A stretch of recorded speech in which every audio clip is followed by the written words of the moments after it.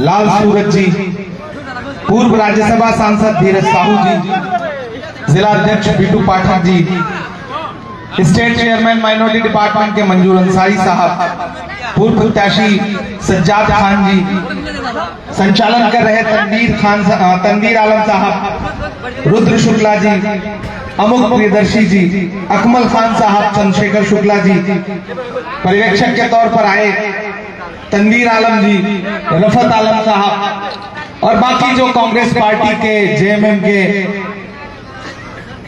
RJD के कार्यकर्ता यहाँ पे बैठे हैं, सबका स्वागत करता हूँ। आप बड़ी तादाद में यहाँ पर इकट्ठा हैं, हजारों की तादाद में, इधर सड़क से लेकर के कुर्सियों तक जिधर देखिए हुजूम ही हुजूम है। मैं तुम्हें अपने उसूलों की कसम देता हूँ, मैं तुम्हें अपने उसूलों की कसम देता हूँ, मुझको मजहब के तराजू में न तौला जाए, मैंने इंसान ही रहने की कसम खाई है, मुझको हिंदू या मुसलमान न समझा जाए। पाकी वालों, आने वाले 13 तारीख को आपको घरों से बाहर निकलना है और न सिर्फ पाकी के मुस्तकबिल का फैसला करना है, बल्कि झारखंड के भविष्य का भी फैसला करना है। यह चुनाव बहुत महत्वपूर्ण चुनाव है और इस चुनाव में इंडिया गठबंधन ने लाल सूरज जी को अपना प्रत्याशी बना करके आपके बीच में भेजा है। मैं आज हजारों किलोमीटर दूर से चल करके आपके बीच में अपना दामन फैला के आपसे कहने आया हूं कि एक तरफ वो ताकतें खड़ी हैं जो चाहती हैं, जो सोचती हैं कि झारखंड दिल्ली में रिमोट कंट्रोल से चलाया जाए, और एक तरफ वो ताकतें खड़ी हैं जो ये कह रही हैं कि झारखंड के लोगों का है, यहाँ के निवासियों का है, झारखंड को दिल्ली से संचालित नहीं किया जा सकता है, झारखंड अपने अस्मिता की लड़ाई लड़ेगा। इसी थके हुए दस्ते तलब से मांगते हैं, जो मांगते नहीं रब से वो सबसे मांगते हैं, वो भीख मांगता है हाकिमों के लहजे में, हम अपने बच्चों का हक भी अदब से मांगते हैं। ये चुनाव बहुत जरूरी चुनाव है। इस भीड़ में तमाम ऐसे भी साथी आए होंगे जिन्होंने अभी तक फैसला नहीं किया होगा कि 13 तारीख को किधर जाना है, क्या फैसला करना है। मैं शायद हजारों किलोमीटर दूर से चल के आपके बीच में यही कहने आया हूं कि अगर आपको यह लगता है कि इलेक्शन सिर्फ एक असेंबली का इलेक्शन है तो गलतफहमी है आपकी। यह सिर्फ एक विधायक चुनने का इलेक्शन नहीं है, यह इलेक्शन आने वाले हिंदुस्तान का भविष्य तय करेगा। जिस संविधान को बचाने की लड़ाई लोकसभा चुनाव में इंडिया गठबंधन ने लड़ी है, हमारे नेता राहुल गांधी जी ने लड़ी है, हेमंत सोरेन जी ने लड़ी है, लालू प्रसाद यादव जी ने लड़ी है, तेजस्वी जी ने लड़ी है, उस लड़ाई को आगे बढ़ाने का वक्त है। ये उसी लड़ाई की ताकत है कि 400 पार का नारा लगाने वाले 240 पे आके अटक गए, और उसका परिणाम यह हुआ कि अगर आज नरेंद्र मोदी जी की सरकार टिकी हुई है दिल्ली में गद्दी पर, तो उसे 2 बैसाखियों का सहारा लेना पड़ा है। एक बिहार में बैसाखी है वो, और एक है आंध्र प्रदेश में, एक है चंद्रबाबू, एक है नीतीश बाबू। एक बैसाखी छिटकी, सरकार जमीन पर गिरी, और ये कभी भी हो सकता है। अगर आपने झारखंड और महाराष्ट्र में दोनों जगह चुनाव हो रहे हैं, अगर इन दोनों राज्यों के परिणाम इंडिया गठबंधन के हक में आए, तो दिल्ली वाली जो सरकार है उसकी उम्र जो है वो 1-2 साल कम हो जाएगी, ये तय जान लीजिए। इसलिए मैं आपसे ये कहने आया हूं कि ये चुनाव बहुत महत्वपूर्ण चुनाव है। झारखंड वालों, याद करो कि आपके लोकप्रिय मुख्यमंत्री हेमंत सोरेन साहब किस तरह से दिल्ली के इशारे पर उठा करके बिना किसी जुर्म के जेल भेजा गया और कई महीने जेल में रखा गया। ये चुनाव हेमंत सोरेन को जेल भेजने का बदला लेने का चुनाव है। ये पार्टी विधानसभा को तय करना है, और वो बदला कैसे ले सकते हैं? वो बदला आप ले सकते हैं भाजपा की नफरत की राजनीति को ठुकरा करके और गठबंधन के मोहब्बत की, प्रेम की राजनीति को अपना करके। एक तरफ भाजपा है जो नारा लगाएगी कटोगे तो बटोगे, मंगलसूत्र छीन लेंगे, भैंस खोल ले जाएंगे, अजीब अजीब नारा लगाते हैं, और एक तरफ गठबंधन खड़ा है जो आपसे कह रहा है कि हमारी सरकार आएगी तो मैया सम्मान योजना जो है वो बढ़ा करके 1000 से 2500 रुपए कर दी जाएगी। यहाँ माएं बहनें बैठी हैं, आपके लिए इंडिया गठबंधन क्या कर रहा है कि जैसे ही हमारी सरकार बनी आपके खाते में खटाखट 2500 रुपए हर महीने। जियो जियो मजा आ गया। इंडिया गठबंधन जो आपसे वादा कर रहा है खाद्य सुरक्षा गारंटी, 7 किलो राशन हर आदमी को फ्री, 7 किलो राशन हर आदमी को फ्री और 450 रुपए में गैस सिलेंडर। याद है नरेंद्र मोदी ने नारा लगा करके आए थे कि बहुत बड़ी महंगाई की मार, अब की बार मोदी सरकार 2014 में उसका परिणाम क्या निकला? जो पेट्रोल डीजल 58 रुपए लीटर था वो कितने का हो गया? 100 रुपए के पास। वो गैस सिलेंडर जो 400 रुपए का था वो 1000 रुपए के पार पहुंच गया। उन्होंने नारा लगाया था बेटी बचाओ बेटी पढ़ाओ। क्या भूल गए कि हाथरस में एक दलित बिटिया के साथ बलात्कार हुआ और उसकी लाश को रात के 2 बजे इसलिए जला दिया गया ताकि सबूत मिटाए जा सके। जी सर। ऐसे में उनके सारे नारे झूठे हैं, चाहे वो बेटी बचाओ का नारा हो, चाहे वो बहुत हुई महंगाई की मार का नारा हो। और इस बीच आए हैं क्या?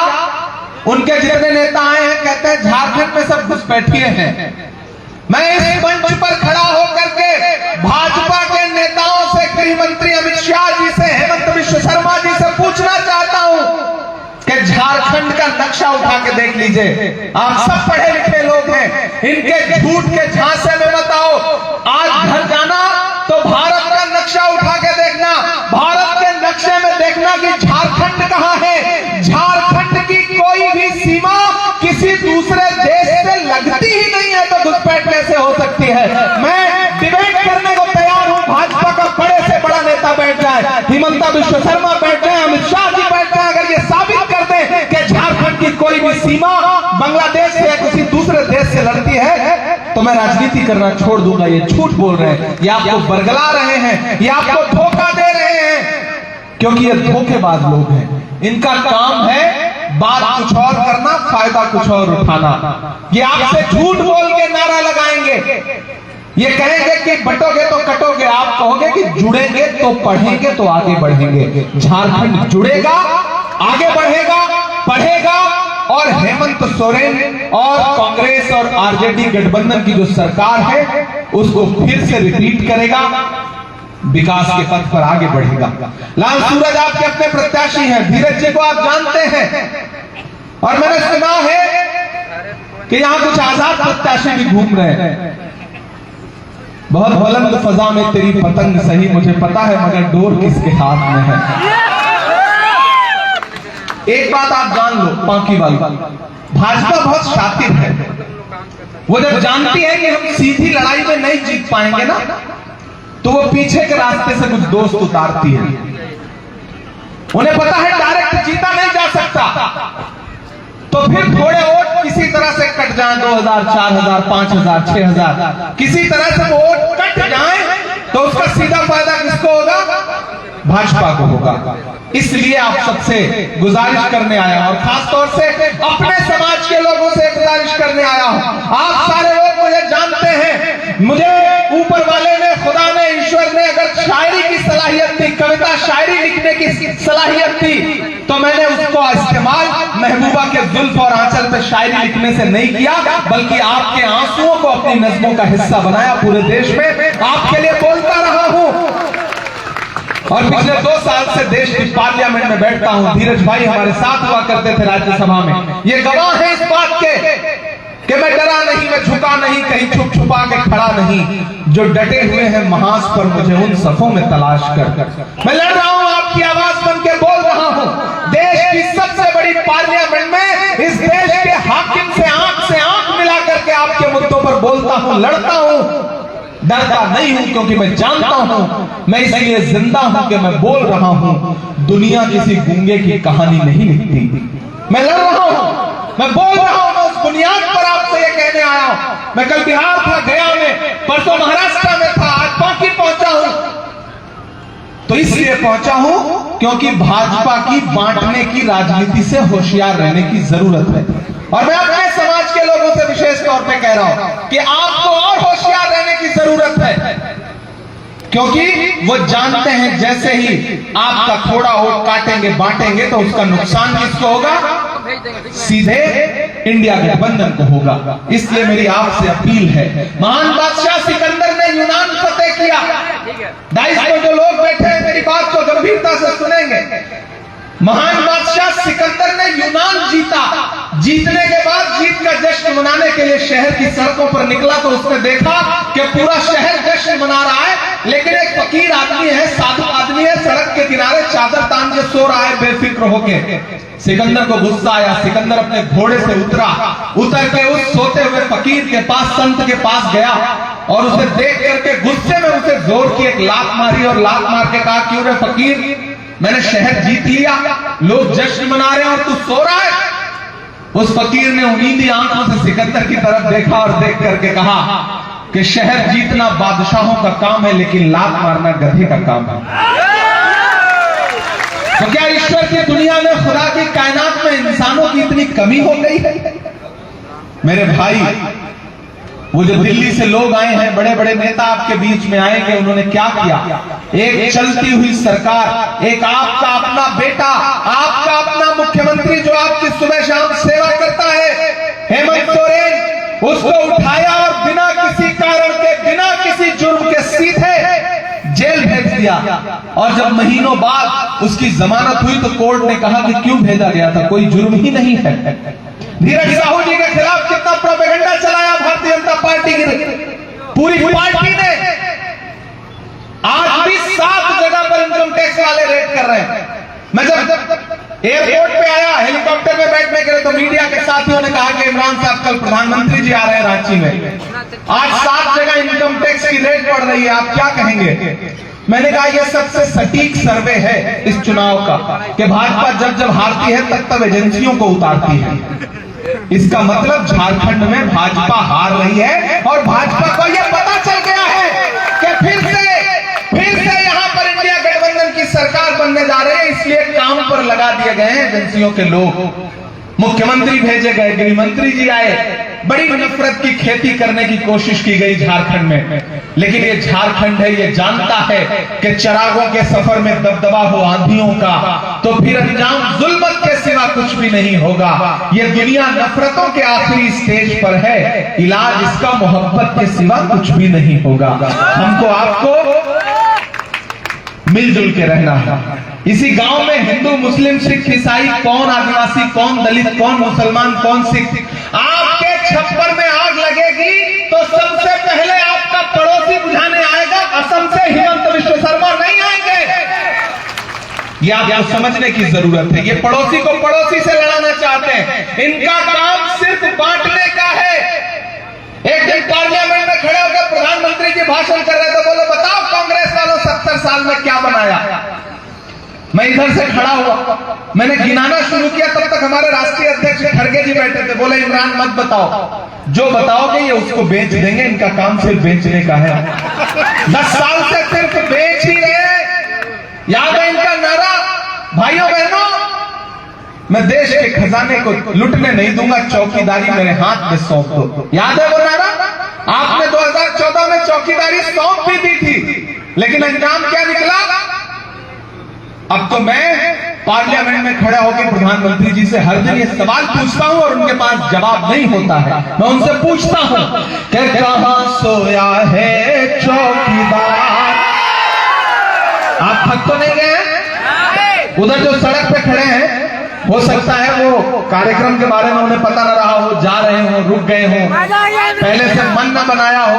मैं उन सबसे भी अनुरोध करता हूं, एक बार सुनिए हम सारे लोगों को। आप देखिए कि हम किस तरह की प्रेम की और मोहब्बत की, अपनेपन की, भाईचारे की, एकजुटता की राजनीति करने के लिए। एक तरफ नारे हैं कि कटोगे तो बटोगे, बटोगे तो कटोगे टाइप के। हम ये कह रहे हैं कि बटोगे तो अडानी और अंबानी का कर्जा माफ होगा और नहीं बटोगे तो किसानों का कर्जा माफ होगा। आप बटना मत। हम किसानों की बात करने के लिए आए हैं, नौजवानों की बात करने के लिए आए हैं, मैया सम्मान योजना की बात करने आए हैं। प्रधानमंत्री का नारा याद है, हर साल 2 करोड़ रोजगार देंगे। 20 करोड़ रोजगार उधार है उनके ऊपर, देने का नाम ही नहीं लेते। कहते हैं पकौड़ा तलो। बताओ, आदमी ग्रेजुएशन करके, पोस्ट ग्रेजुएशन करके, एमटेक बीटेक की डिग्री लेकर के वो पकौड़ा तले, खुद तो बिना पढ़े लिखे प्रधानमंत्री बन गए। हमसे आपसे कहते हैं पढ़ लिख करके आप जो है पकौड़ा तलिए। ऐसे कैसे चलेगा भाई? कहां सोया है चौकीदार, कहां सोया है चौकीदार। अगली लाइन पे तैयार रहना पाकी वालों। कहां सोया है चौकीदार। और देखिए मंच पे भी कितनी भीड़ है। इतनी तो आजकल अमित शाह जी की रैलियों में सामने होती है जितनी यहाँ मंच पे बैठे हुए हैं। तो इससे भी पता चलता है कि कितना शानदार माहौल है। कहां सोया है चौकीदार, कहां सोया है चौकीदार। विजय माल्या नाक के नीचे से हो गया फरार। कहां सोया है चौकीदार, कहां सोया है चौकीदार। और अगली जो लाइन है ना, उस पर फिर आपका समर्थन मांगता हूं कि कहां सोया है चौकीदार, कहां सोया है चौकीदार। गैस सिलेंडर की कीमत भी 1000 के पार। कहां सोया है चौकीदार, कहां सोया है चौकीदार। के चाय, मैं तो समझ रहा था मैं गांव में जा रहा हूं, लेकिन ये बड़े बड़े भोले सीधे साधे लोग हैं, लेकिन ये तो बड़े चतुर हैं। चाय नाम लेते ही इनको समझ में आ गया कि मैं क्या कहने जा रहा हूं। मतलब मैं देश में कहीं भी जा रहा हूं, मैं चाय बोलता हूं, लोगों को स्वाद आ जाता है बिना पिए ही।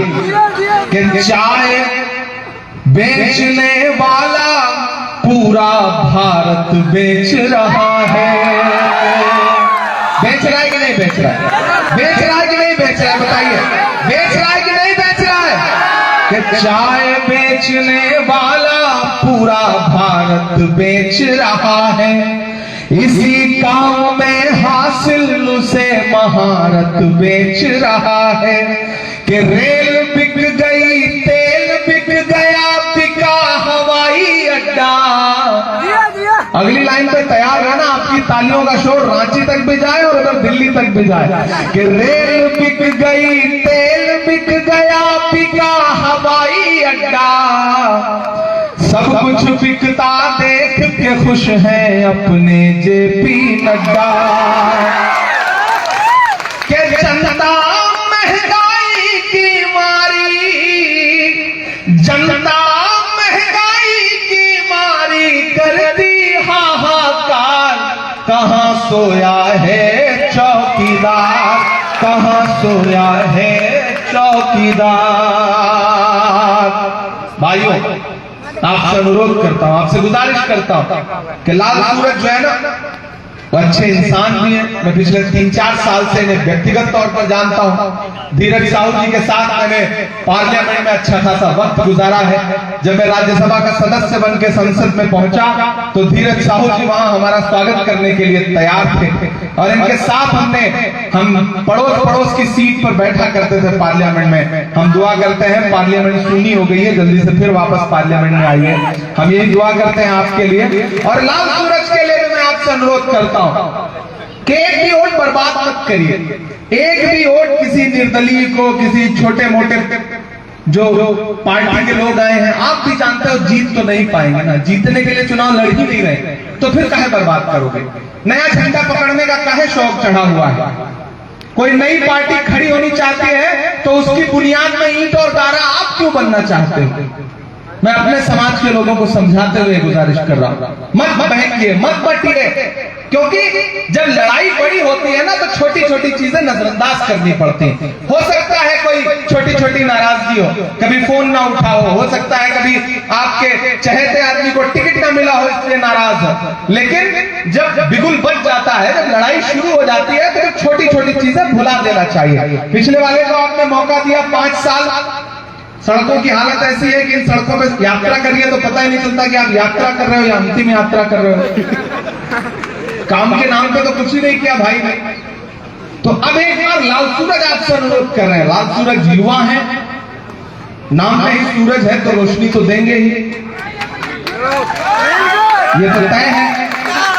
नाम में ही सूरज है तो फिर प्रकाश और उजाला और रोशनी तो देंगे ही। नाम का कुछ ना कुछ तो असर रह ही जाता है इंसान पर। तो मुझे पूरा विश्वास है कि ये आपके मुद्दे पर अपने स्टेट की असेंबली में लड़ेंगे। और एक चीज जान लीजिए, मैं पूरे झारखंड में घूम रहा हूं, पूरे झारखंड में मांडर से लेकर के, हटिया से लेकर के, मांडू से लेकर के, अभी लौट के खिजरी में जाऊंगा, कांके में जाऊंगा, पूरे झारखंड में घूम रहा हूं चुनाव प्रचार में।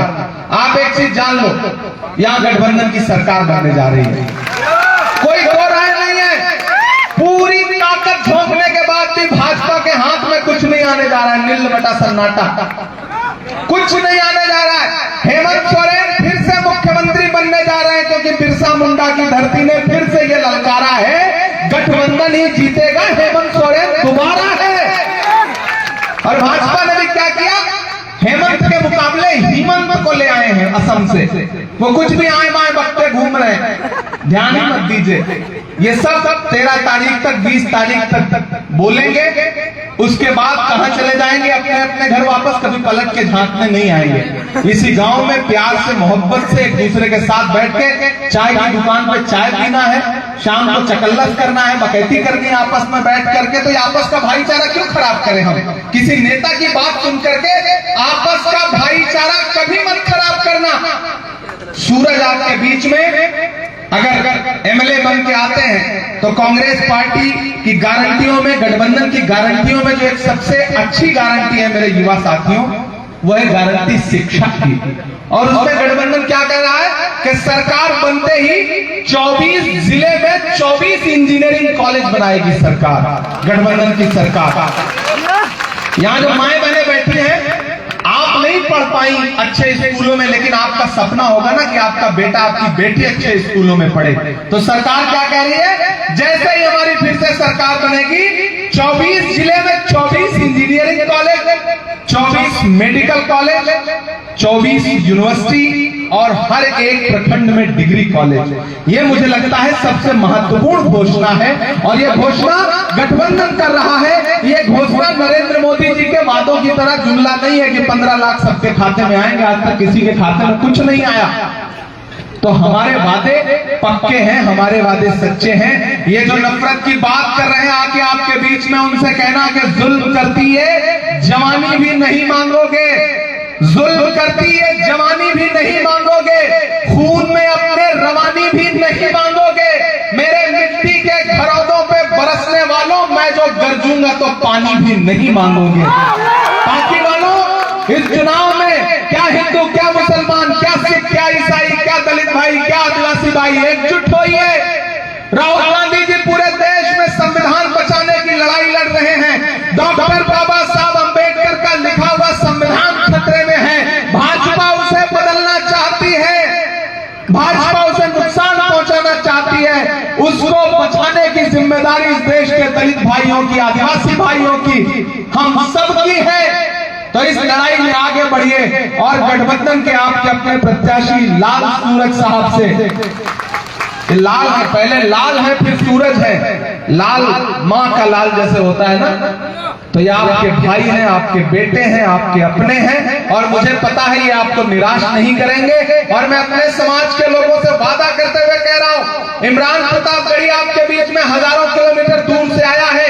अगर नहीं देखना चाहते तो मत देखना लाल सूरज की तरफ, लेकिन इमरान प्रतापगढ़ी को देख करके हाथ के पंजे के सामने वाला बटन दबाना।